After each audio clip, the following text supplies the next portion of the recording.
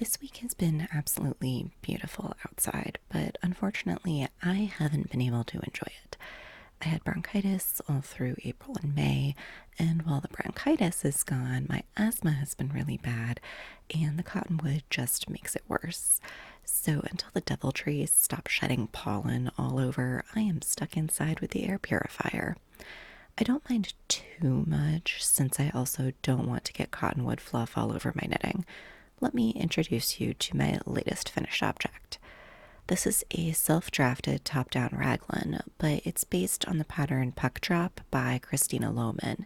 Short version, the yarn I'm using is fingering instead of DK, and my ADHD, dyslexia, and stress-induced brain fog wouldn't let me follow patterns, so I made it up as I went along using the pattern photo for reference. I am a big fan of miles and miles of stockinette knitting in the round. I know a lot of people complain about it, but I find it very soothing to work on, and I really like the look of stockinette fabric. I like how smooth it is and the tidy little V's. And to be quite honest, when I started working on this project, my brain was pudding anyway, so it's not like I could have concentrated on anything more complicated. I did fisherman's rib for the collar, and that used the last neurons I had firing above 25% power.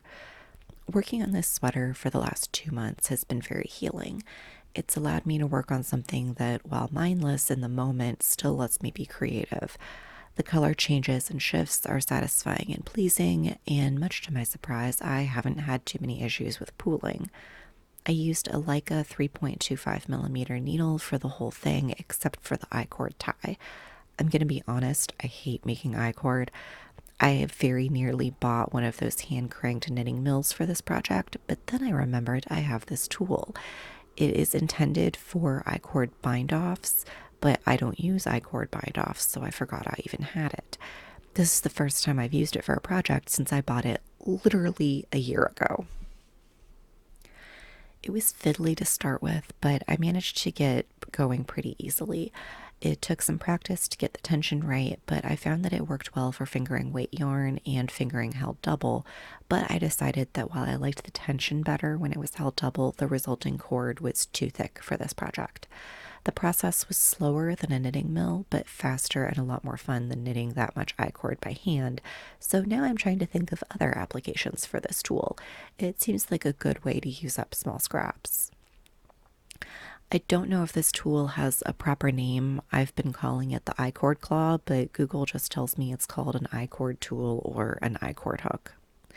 This was around the time I decided that I didn't like the collar, so after finishing the body of the sweater, I went back and unpicked the collar, leaving the live stitches on a needle while I picked up and knitted around the opening for the lacing.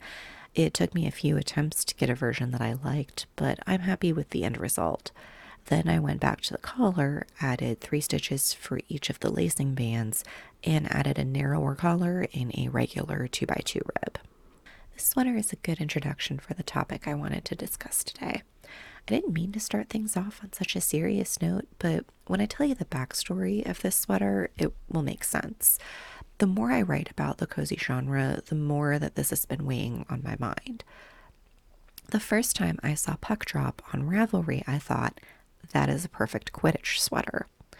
Back then, in our days of innocence in 2016, we didn't know our heroes were villains in disguise. Hogwarts was still a safe place to escape to. When the author revealed her true colors, however, that space became threatening for a lot of people. The bald-faced bigotry turned a lot of people away.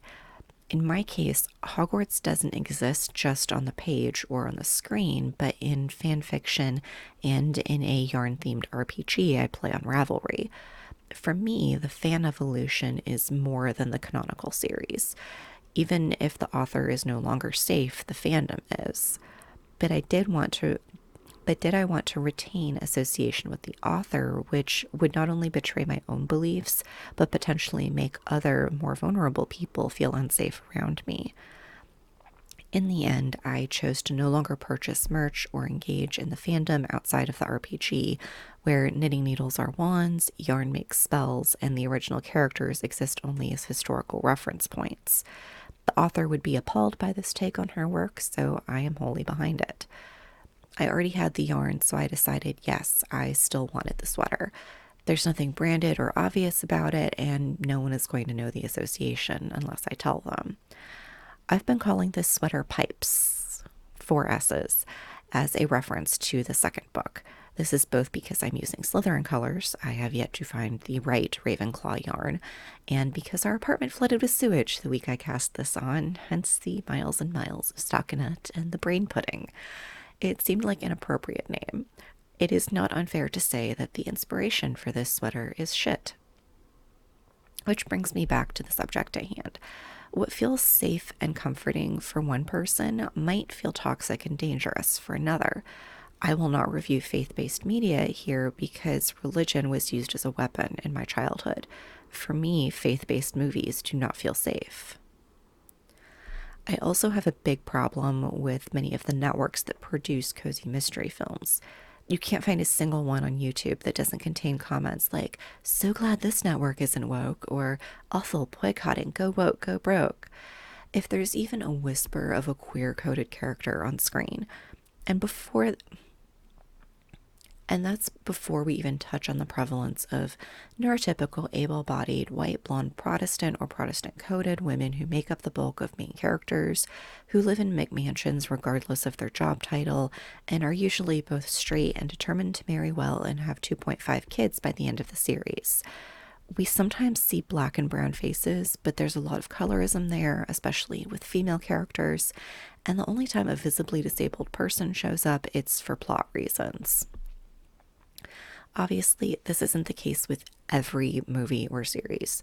There are some really well-done cozies that call these flaws out, and I'm actively trying to build a list of books, movies, and TV shows that fit the genre without following the pattern. If you know of one, leave a comment down below, and I will make a list available on the blog. No media is perfect. Everything has a flaw somewhere. There is certainly a place for brain off shows that ask little of us but an hour or two of our time, just as there's a place to critically analyze what we consume, whether it's the ethics of our food and clothing, the politics of the places we shop, the allegations against the stars we watch, or opinions of authors, directors, and studios. I don't know about you, but I don't have the energy to fully examine the behind-the-scenes minutiae of everything I interact with. I feel like I would have to boycott existing in order to avoid everything and everyone that's problematic. If you have the energy for that kind of research, that's fantastic. Please continue to do so and share what you have learned. I'm not trying to answer the question, is cozy problematic here? But I do think it's something worth discussing politely or contemplating quietly in your free moments as your energy and mental health allows. So that's all for me this time. I hope that you enjoyed this episode and will come back to join me again. Remember to like and subscribe so you know when I post next. Between now and then, you can also check out reviews over on my blog, which is cozyshenanigans.blogspot.com, and I will see you next time. Ciao.